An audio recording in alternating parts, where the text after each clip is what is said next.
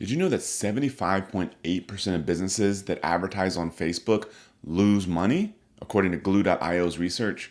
To be honest, I'm really surprised it's even that high. I've seen so many e-commerce business owners just throw money at Facebook ads, hoping customers are going to start buying, only to shut off the ads a few weeks later after spending thousands of dollars. 9 out of 10 e-commerce business owners that I've talked to, that's really been their experience. They throw some money over there, try to send them to their Shopify store usually. It doesn't work out.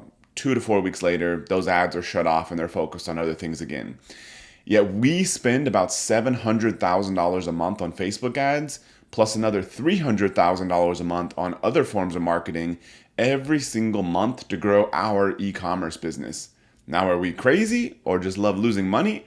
Or have we figured out something that most other businesses don't, and it's a reason that they don't scale?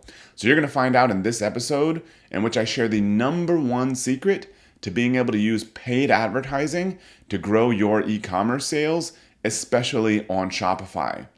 So many years ago, I used to order products from Vistaprint. Maybe you have also. Usually it was business cards when I was first starting out as an entrepreneur, which isn't really a thing anymore, at least for me.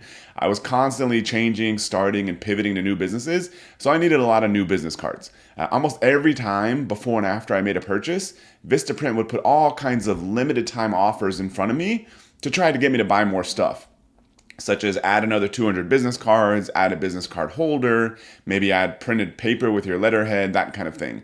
Now, at the time, I thought it was a little bit annoying. I was like, why do you keep throwing this stuff in front of me? If I would have wanted this stuff, I would have added it to my cart to begin with. But, occasionally I would take them up on it. Maybe I did really want an extra 100 or 200 business cards for a big discount. With that in mind, though, when I started running ads and started trying to grow sales on my own e-commerce website, after spending a lot of time selling on Amazon and teaching people how to sell on Amazon, where you don't really have that much control over the sales process, I did the bare minimum to try to get people to order more upfront. Maybe I'd offer a slight discount on another unit, maybe, but it didn't really work. I couldn't scale the traffic I was trying to pay for because I could never make enough profit upfront to cover the cost of my ads, so I was stuck. Then I heard a friend who was far ahead of me in selling on Shopify, Ezra Firestone, say while speaking at one of our events, mainly for Amazon sellers, he said 75% of the people who buy from you specifically on Shopify or on your own website are never coming back. Even if you do a good job, you sell good products, provide good customer service, which you absolutely should if you want to be in e-commerce for the long run, 25% repurchase rate is pretty good. And so that means 75% are not repurchasing. And this is a big light bulb moment for me. So I'm like, okay, I don't want to annoy people so that they never come back. But even if I don't do that, 75% are not coming back anyways. And so if I ever want to grow this business and produce more sales and get a lot of customers, I have to get as many people as possible to buy as much as possible up front. That's the only chance you get with 3/4 of the people that buy from you, even if you sell good products. So unless you have millions in the bank funded by venture capitalists and you can kind of just burn money like a lot of these companies, you got to get people to buy more up front or you're never going to be able to scale your sales. So the strategy is to ramp up your average order value as much as possible, because ramping up your average order value, usually in terms of revenue, it's going to give you a higher gross profit per order. So whatever your gross profit is times your average order value, and that allows you to afford to run ads or pay affiliates so you can get customers for free. So for example, say your gross profit margin is 50%. If right now your average order value is $40, that means you basically make $20 in gross profit per order. So if your ad costs are $30 or $40, you can never scale because you're losing money on every single transaction.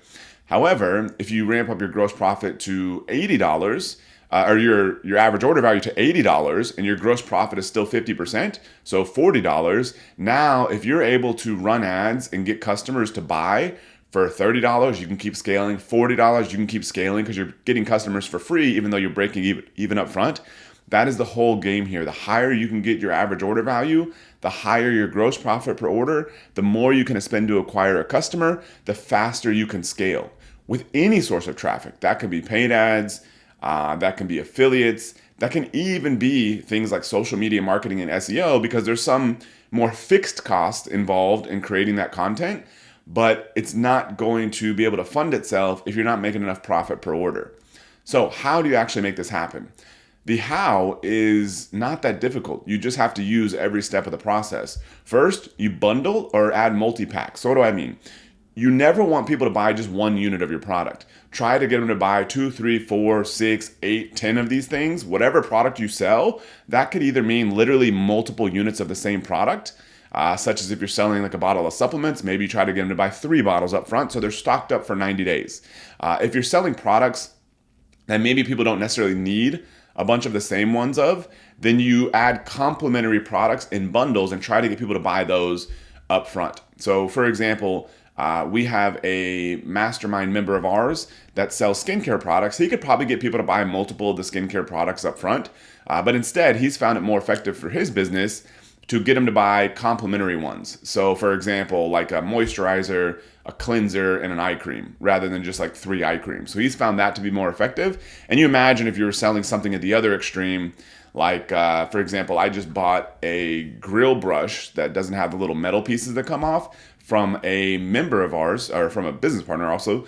And for him, maybe people don't need 3 grill brushes, but he's also got a grill mat, he's got some grill gloves, and so maybe bundling those together would be better than literally just trying to get people to buy 3 of the grill brushes. So either way, you don't want people to buy just one of anything when they check out on your store. Second is to add what are order bumps. That means getting people to add more stuff to the cart before they even start the checkout process. The best option here is usually going to be just buy more of what they're already buying at a discount. So if they're buying, 1 unit of your first product, then you basically just ask, hey, you want to add another unit of that same product at like a 20% discount. That's usually going to be the best option, but you can also try complementary products. The best tool that we still use right now is Zipify one-click upsell. That's the one that we still use in our business, though there are some other options that other people are really liking, such as rebuy and after sell. Those probably work just as well, but we still use Zipify one-click upsell. And so first thing, add order bumps. Also kind of working the way down the checkout process. Most people don't charge enough for shipping. These days, it's not like 5 years ago where you had to get free shipping on everything. Times have changed. And so it's more normal now for people to charge for shipping. And so I would recommend a minimum free shipping threshold of $75. That's how much they have to add to their cart before you give them free shipping. Make that prominent so they add more to their cart. Best practice is usually just to make that free shipping threshold a bit above your current average order value. So you try to get that average order value higher. Also, if you're charging people for shipping, whatever below, if it's, you got to pay for shipping below $75, for example, I would recommend charging anywhere between $7 and $10. Most people, a lot of them will charge $4 or $5. It's not going to probably make any difference whatsoever from what I've seen. If you currently charge $5 for shipping, if you instead bump that up to $7 or $8, the conversion rates probably won't make any difference at all. But now you're getting an extra $2, $3 per order, 100% for free. So charge more for shipping. Fourth is to add post-purchase upsells. So these are kind of mainly what Vistaprint used to do, where you finish your checkout, you enter your credit card, but before you get to the thank you page, there's a little page in the middle that says, hey, we got a special offer. Add this thing to your cart. Click yes to accept or click no to decline. And those are fantastic. And so we use Zipify one-click upsell for that. Once again, the first offer, kind of the upsell number 1 there, just another unit of the same product you already sell is probably a good place to start. You can also test, there's split testing built in to do a complementary product, but I recommend doing a minimum of one of those upsells, but ideally using every available one. So that means in Zipify, and I don't know, I haven't used rebuy and aftersell personally. I know other people that do use it and they seem to like it fine, so maybe it's very similar for them. But in Zipify one-click upsell, it's basically, you can have a first upsell, and then if they accept that, you can have a second upsell. So it's like, hey, you bought that? Like, let me offer you something even better. Or if they decline that first upsell, you can offer them one more downsell. What we've done with this in the past has been, hey, we'll give you another unit for 20% off. And they're like, no, I don't want that. I was like, okay, fine. Here's our final offer. And it literally is the final offer. We'll instead give you one more unit for 30% off. This is our best deal ever. You won't see this anywhere else. That's typically our downsell offer. Our second upsell offer for us is usually a complementary product because we've already tried to offer more units of the same thing multiple times. So we've usually found it to be more effective just offering a complementary product for that second upsell. So we've had people that have been doing this. This isn't just me. So this is a proven strategy to grow e-commerce sales across bigger e-commerce businesses. But also I've been teaching this to some people. We've got one guy that we own a piece of his business, and he put this in place. He was only selling on Amazon, and he's been scaling like crazy on Facebook ads almost solely because he's been able to ramp up his average order value. And so this absolutely works. And I believe that this is the secret to being able to scale traffic in e-commerce, especially on Shopify. So I'm in the trenches with you building my own businesses. I'm not just a podcast host who talks and interviews people. So we're really in this journey together. I'm working to build a business with a business partner to scale it from $36 million a year right now to $100 million per year in sales. And I'm also actively building 2 other businesses. So if you want to hear what I'm working on, learn what's working and what's not so you can achieve success faster, please subscribe to my show either on your favorite podcasting platform or on YouTube. And if you found this episode valuable, please share it with a friend. I'll see you tomorrow.